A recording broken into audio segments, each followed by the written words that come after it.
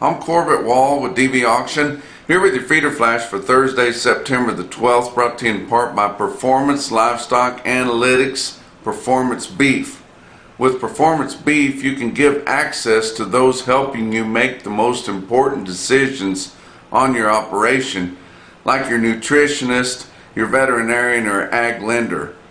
For more information, go to performancelivestocanalytics.com. Fat cattle trade is a struggle.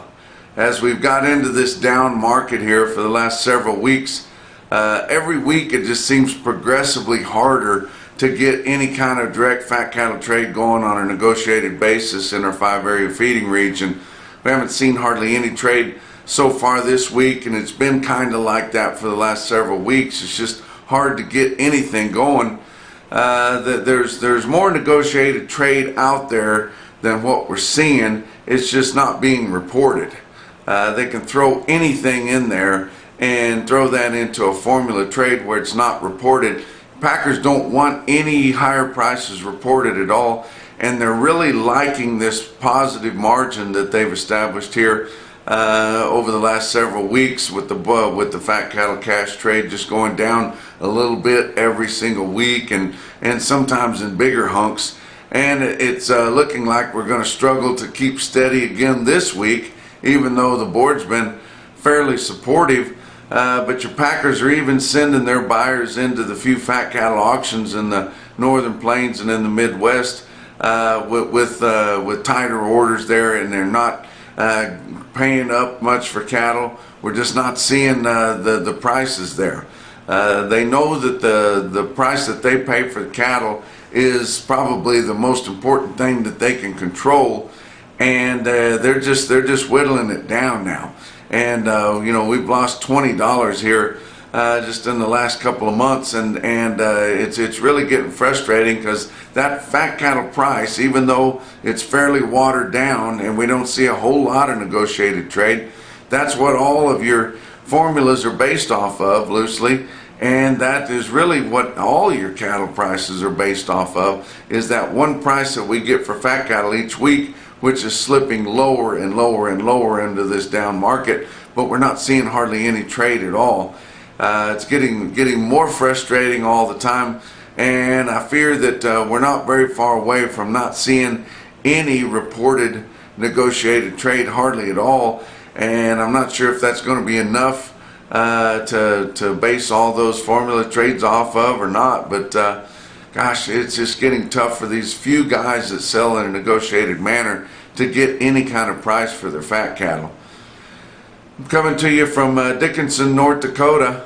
Going to be at the big special at Dickinson at Stockman's Livestock Exchange on Thursday. They got their customer appreciation barbecue special, and I have around 5,000 head, mostly all grass yearlings coming in from up here in the northern plains.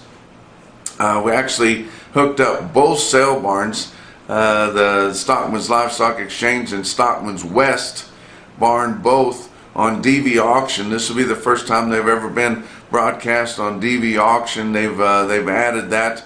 We're also going to be reporting Napoleon, North Dakota on Thursday also. They're having a sale, having more of a regular type sale, but both of those sales have added DVAuction.com.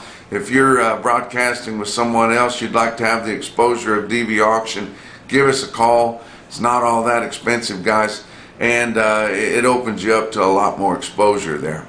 But don't forget about our Punchy Pick of the Month contest. We're having fun with that every month. We're collecting picks, all have been so far this month, and the last day of the month we will award the Punchy Pick of the Month winner. And don't forget, whenever you do win that, and we've had testimonials from some that's already won it, you're going to get that huge box delivered to your home, and going to be full of swag from Beaver Feed Company in Beaver, Oklahoma, Beaver County Stockyards in Beaver, Oklahoma, NationalBeefWire, Feeder Flash, FerAppease, and then don't forget about the whole case of FerAppease that will be included in that prize package there. And don't forget to check out the video at the conclusion of this Feeder Flash episode to learn more about FerAppease, that revolutionary product that's scientifically proven. Talk about your board on Wednesday. October live cattle futures were up 62 cents at 176.95. December was up 80 at 177.22. Your back months were all up from 55 cents to up 90. And you see that spot October live cattle, and I realize we're a few weeks out here from October, but sitting under 177. And you know, the packers just wanting to pull that fat cattle trade down there. Guys, the market's not lower until you start selling cattle lower, and then it's just it's like a house of cards. It just falls in that way. Feeder cattle futures for September up 207, good gain there at 240.55. Your October feeder cattle were up $2.10 at 237.50. And your back months were all up big. If you're looking for a strike price for some LRPs, guys, they were up 20 to up 175. So this is another bounce that's giving you an opportunity to make a decision on some risk management. Talk about your grains. How about December corn up a half cent a bushel at 404 3/4. November beans up 3 1/4 cents at $10.50 a bushel. Kansas City hard red winter wheat for December up 4 1/4 cents at 588 1/4. Fat cattle trade, and like I said, we're just not seeing hardly anything take place. We're getting here late in the week. Iowa sold a whopping 200 head on Wednesday. That was confirmed, reported there. Only 700 head for the week, and the only price we saw on Wednesday was $291 dressed. Nebraska has not reported any fat cattle trade at all this week. Kansas did see some trade, and it's just hard to believe. The last several weeks we've seen Kansas come in, and a couple of times Texas come in with somebody selling a big swath of cattle, and mostly lower in the middle of the week. And it's hard for me to believe that they're not getting paid something under the table to report those prices. You know, I can't prove it, not accusing anybody of it, but I guarantee you stuff like that goes on. And the only price we've seen in Kansas on 2,700 head was 180 to 181, and it was mostly 180, which would be another buck lower on our Southern Plains trade. Texas did not have any confirmed sales on Wednesday either. Did have a couple of fat cattle auctions that weren't too bad. Sioux Falls Regional Livestock in Worthing, South Dakota, that's a DVAuction broadcaster there. They had 800 head slaughter cattle. The conventional fat steers and heifers bring from 181 to 187.75. They called the choice steers $2 to $4 higher, and the choice heifers steady to $2 higher. Your program cattle, and didn't have a lot of those, selling from 185 to 188.75. Had Glacial Lakes Livestock in Watertown, South Dakota, about 450 head of slaughter cattle there, and the conventional cattle were steady to firm from 180 to 187. Program cattle from 183 to 186. Didn't have a lot of those, and you saw that they did not sell at a premium to the conventional fats. Box beef cutout values were lower on Wednesday, with choice cuts down 87 cents at 307.36. Selects were down 263 at 294.38. Your slaughter up through the first 3 days of the week, 362,000. Can't really compare it with last week because we had that holiday on Monday, but compared to the exact same week a year ago, we're down 15,000 so far. Talk about what else is going on. Gelbvieh cattle, guys, capitalize on crossbreeding with Gelbvieh and Balancer bulls. For more information, go to gelbvieh.org. Talk about your feeder cattle market. Your real-time index on DVAuction late in the day on Wednesday, sitting at 239.41 based on an 800-pound cash auction steer up through your middle 12 states. That was down $2.40. When the fat cattle market struggles and struggles to find its market, feeder cattle markets struggle also. Your latest CME cash feeder cattle index was sitting at 243.04. Talk about your big sales on Wednesday. Of course, the biggest midweek sale we have is OKC West, El Reno, Oklahoma. That 8,900 head, had more calves on the Tuesday calf sale than what they've been having. And like I said, we're starting to see calves make up a larger percentage of the offering every week here as we're getting into the fall run. Your feeder steers on Wednesday sold $2 to $3 lower. Feeder heifers were $6 to $10 lower. At the Tuesday calf sale, the weaned calves were $2 to $4 lower, and the unweaned ballers from $8 to $12 lower.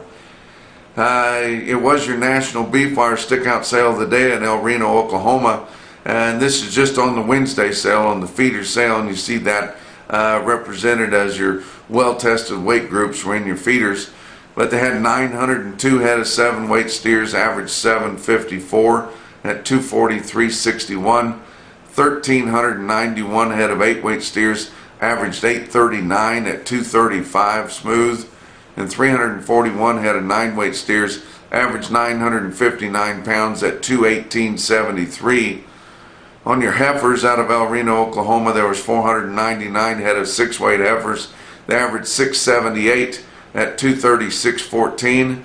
739 head of 7-weight heifers averaged 745 at OKC West with an average price of 224.27. 473 head of the 8-weight heifers had an average weight of 836 pounds and an average price on those of 215.75. Some other quotes from around. Cherokee Sales Company in Cherokee, Oklahoma, that's western Oklahoma. They had a pretty good sale there. Lots of loads of yearlings and mostly steers there. The 8-weight steers, there were 643 head of those. They averaged 856 pounds with a weighted average price of $234.95. That was a couple bucks lower than the previous week. But the bigger steers, the 9-weight steers in Cherokee, Oklahoma, 635 head of those, averaged $947 with a weighted average price of $225.69, and that was actually $2 higher than the previous week. Individual quotes there. How about Wright County Livestock in Mountain Grove, Missouri? They sell 70 steers, weighed 716 pounds at $270-$260. But the most impressive quote that I saw anywhere on Wednesday in your Macrocin, no BS, top quote for the day, come out of Hub City Livestock in Aberdeen, South Dakota. Longtime DVAuction broadcaster there. They sell 65 steers, weighed 808 pounds at $264. And that's your feeder flash for Thursday.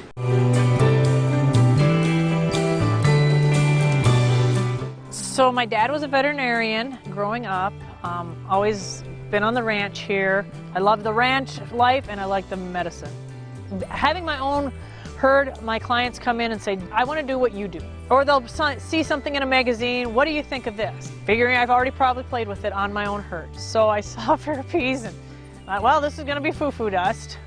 But I will try it because I know some clients are going to say, what do you think of it? Have you tried it? So I weaned my first set of calves and I did the whole herd, 100% of them. And we were working cattle and I walked out. They'd been weaned the day before. We process them the morning after we get them home. We haul them home from about 20 miles away. So after I'd done the first group of calves that I had processed before, the steers, they were all laying down or they were at the bunk. And I'm like, oh, you guys got to come out and see this. And so they all come out and they're like, oh, that's kind of cool. But we'd done the whole group. Everybody was quiet. And I'm like, okay, so we need to split this baby up. And so the second time we weaned, I did my steers with the FerAppease. And I skipped the heifers. And so I was kind of monitoring. First day, the steers cleaned the bunk. The heifers, I bet they ate 25%. We had to scatter it through the bunk, fluff it up. They didn't even eat enough to refill the bunk. The next day, and I kind of watched to see the heifers definitely never settled down. They were in and out, they were circling, they didn't care to eat. The steers, they'd go to the water tank, they would drink. They didn't just leave because everybody else leave. They meandered around the pen by themselves. They weren't circling. And the appetite was so much better. And so then I saw this on the next day and I videoed that I pulled up to the bunk and all the steers were at the bunk. 6 of the heifers were at the bunk. And when he pulled up with the feed wagon, all the heifers ran to the back side of the pen who had not received the FerAppease, and the steers backed up about 12 feet, and as soon as he had moved on down the bunk, they were back at the bunk eating. And I'm like, this is really, really cool. Kind of curious to see what would happen if I treated the calves while we were processing them with FerAppease and see when we got to the summer pasture whether they would be as reactive up there as if I had not used the FerAppease. And so we hauled them, and the calves, they pair up better, they're more calm, they aren't circling pens when they can't find mama, they're quieter, you hardly hear the calves bawl at all, a little bit of talking, but it seems like when I have done that, when mama comes or the cows start to cry, the calves hear her and they pair up easier. I did have a client who, after using it last year, thinks everything that he buys will receive it, which I think it's a no-brainer.